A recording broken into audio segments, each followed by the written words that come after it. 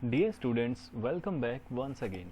जो स्टूडेंट्स नए हैं या फिर जिन स्टूडेंट्स ने पुरानी वाली वीडियो को नहीं देखा है, तो पहले वो उस पुराने वाली वीडियो को अच्छे से देख लें ताकि वो आगे आने वाले चैप्टर में अच्छे से समझ पाएंगे।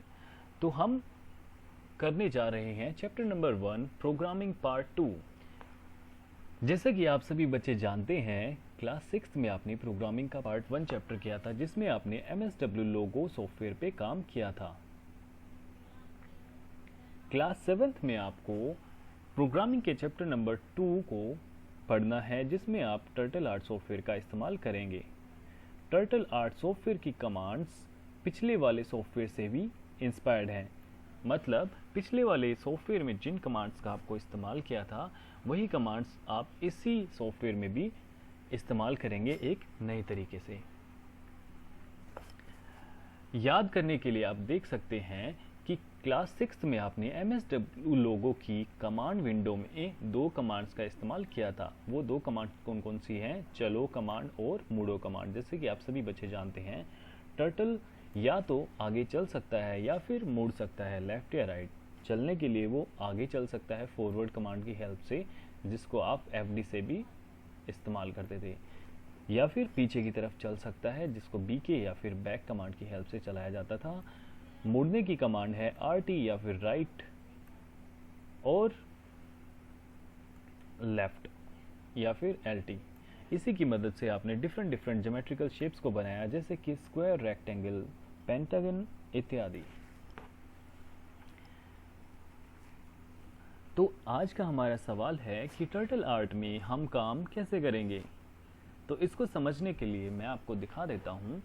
टर्टल आर्ट में हम लोगो कमांड्स को ब्लॉक के रूप में पाएंगे। जो लोगो कमांड्स आप पिछली क्लास में यूज़ कर रहे थे, वो सारी कमांड्स आपको टाइप करनी होती थी, जबकि आपको इस क्लास में, इस सॉफ्टवेयर में आपको ये कमांड्स ब्लॉक की फॉर्म में मिल जाएंगी। जैसे कि ये देखिए यहाँ पर फॉरवर्ड, बैक, राइट, लेफ्ट, ये सारे के सारे आपको एक ब्लॉक की फॉर्म में मिल जाएंगी। जैसे कि एक पज़ल के टुकड़े होते हैं, पज़ल के टुकड़ों को अच्छे से जोड़ने पर आपको एक शेप, एक उचित शेप या पैटर्न दिखाई देता है। ठीक उसी तरीके से हमें अपनी ज्योमेट्रिकल शेप्स को बनाने के लिए इन्हीं ब्लॉक्स का इस्तेमाल करना होगा। टर्टल आर्ट में आप इन्हीं ब्लॉक्स का इस्तेमाल करके डिफरेंट आकृतियां बनाएंगे।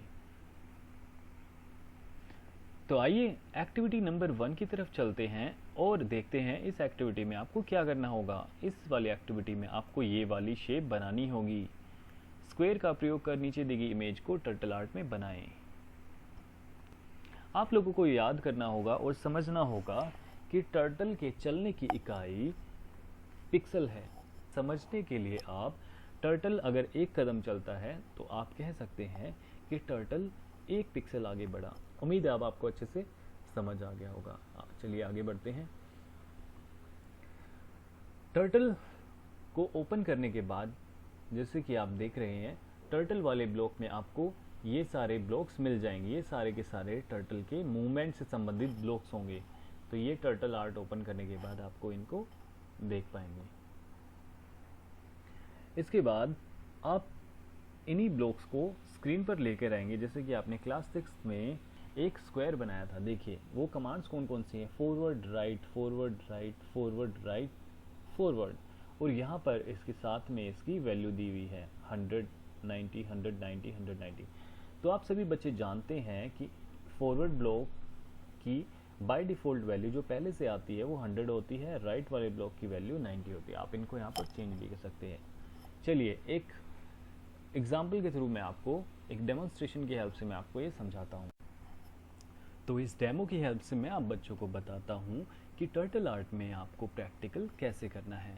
तो सामने आपको टर्टल आर्ट दिखाई दे रहा है और टर्टल के ब्लॉक्स भी आपको दिख रहे होंगे। ये सारे ब्लॉक्स टर्टल की मूवमेंट से रिलेटेड होंगे।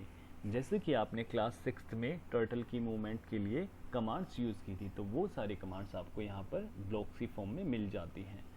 आपको सिंपली इनको स्क्रीन पर ड्रैग एंड ड्रॉप करना होता है। ड्रैग करने के लिए आपको उस ब्लॉक को माउस की लेफ़्ट क्लिक से प्रेस करना होता है और स्क्रीन पर जहां हमें उसको चाहिए वहां ले जाके ड्रॉप कर सकते हैं। हम स्क्रीन पर इसको कहीं पर भी ड्रॉप कर सकते हैं।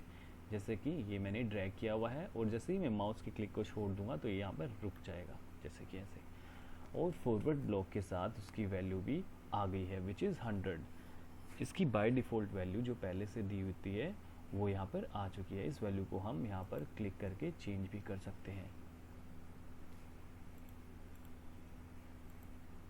इस तरीके से, बट अभी हमें इसकी वैल्यू को 100 ही रखना है। अब दूसरा ब्लॉक हम यहाँ से ड्रैग करके इसके नीचे ड्रॉप कर सकते हैं, ये देखिए ऐसे। फिर से हम फॉरवर्ड ब्लॉक को ड्रैग करेंगे और इसके नीचे ड्रॉप कर देंगे।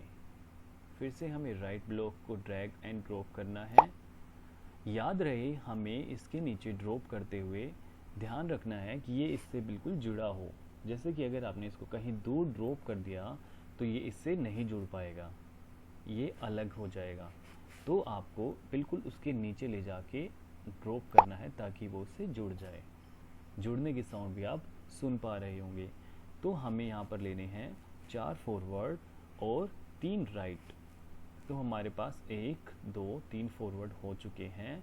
अब इसके बाद हम एक राइट और ले लेते हैं और एक फॉरवर्ड और ले लेते हैं।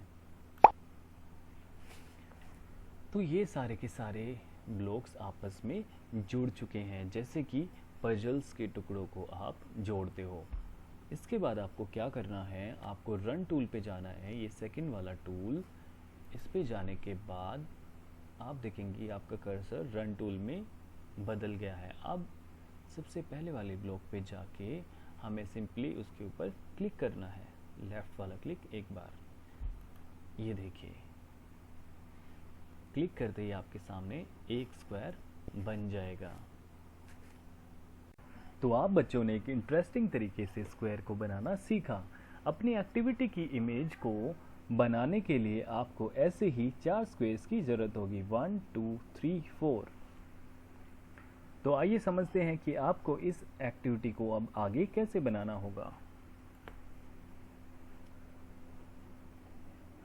पहले या किसी भी ब्लॉक पर डबल क्लिक करने से उससे जुड़े सारे ब्लॉक्स, जिन्हें स्टैक कहते हैं, एग्जीक्यूट हो जाएंगे। मतलब ये जितने भी ब्लॉक्स आपको जुड़े हुए एक साथ दिखाई दे रहे हैं, इन सभी को हम स्टैक्स कहते हैं। और पहले या फिर किसी भी ब्लॉक पे क्लिक करने से ये सारे ब्लॉक्स में दी हुई कमांड चल जाएगी। तो हमें ऐसे 4 स्क्वायर बनाने हैं, इसलिए हमें एक स्क्वायर बनाने के ब्लॉक को 4 बार रिपीट करना होगा। जी हाँ, इससे एक स्क्वायर बनता है, तो हमें इस कमांड को 4 बार बनाना होगा। तो जैसा कि आपने क्लास 6 में रिपीट कमांड की मदद से स्क्वायर को रिपीट किया था, तो ऐसे ही हमें यहाँ पर भी रिपीट कमांड का इस्तेमाल करना होगा। तो रिपीट कमांड आपको यहाँ पर इस वाले फ्लो के कैटेगरी में मिल जाएगी। देखिए कैटेगरी फ्लो पर क्लिक करना है और उसके अंदर आपको ये वाला रिपीट दिखाई देगा। जिन ब्लॉक्स को आप रिपीट करना चाहते हैं उनको यहाँ पर अटैच करना होता है। एक डेमो की हेल्प से हम इनको समझ लेते हैं। देखो बच्चों, रिपीट कमांड आपको फ्लो वाले कैटेगरी में दिखाई देगी। ये देखिए यहाँ पर। तो इस वाली रिपीट कमांड को आप यहाँ से ड्रैग करो और इसको ऊपर ले जाके इसके ऊपर ड्रॉप कर दो ऐसे। यहाँ पर हमें 4 स्क्वायर्स चाहिए हैं, तो हमें यहाँ पर इस वाले कमांड को, इस वाले स्टैक को सिर्फ और सिर्फ 4 बार रिपीट करना है, क्योंकि इस वाले स्टैक से जो ये सारे ब्लॉक्स आपस में जुड़कर स्टैक्स बन चुके हैं, तो इस वाले स्टैक से एक बार स्क्वायर बनता है। तो हमें उस इमेज के लिए, जो हमारी एक्टिविटी है, उसको पूरा करने के लिए 4 स्क्वायर्स चाहिए। तो हमें इनको 4 बार रिपीट करना होगा। तो रिपीट वाले कमांड के बाद आपको यहाँ पर 10 को चेंज करके यहाँ पर कीबोर्ड से 4 टाइप करना है, 4। उसके बाद आपको फिर से रन टूल को क्लिक करना है और यहाँ पर इसके ऊपर जाके सिंगल क्लिक कर देना है। और आप देखेंगे कि आपके चारों स्क्वायर जुड़ चुके हैं और एक न्यू डायग्राम आपको सामने मिल चुका है जैसे कि आपको आपकी एक्टिविटी के लिए चाहिए था। इसके अलावा आप एक और दिलचस्प एक्टिविटी इसमें कर सकते हैं, जैसे कि अगर आप इस टर्टल को ड्रैग करके कहीं और लेकर जाएंगे, जैसे कि मैं इसको यहाँ पर ड्रैग एंड ड्रॉप कर देता हूँ और इसके बाद अब मैं इस टर्टल पे डबल क्लिक करता हूँ तो ये ऐसी ही एक इमेज और बना देगा। ये देखिए ऐसे। उम्मीद करता हूँ आप सभी बच्चों को ये एक्टिविटी बहुत अच्छी लगी होगी और आप सभी बच्चों को भी ये एक्टिविटी करके देखनी है।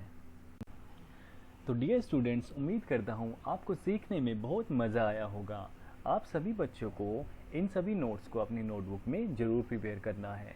अगर आपका कोई सवाल या कोई फीडबैक है तो आप उसे मुझसे शेयर कर सकते हैं। Thank you.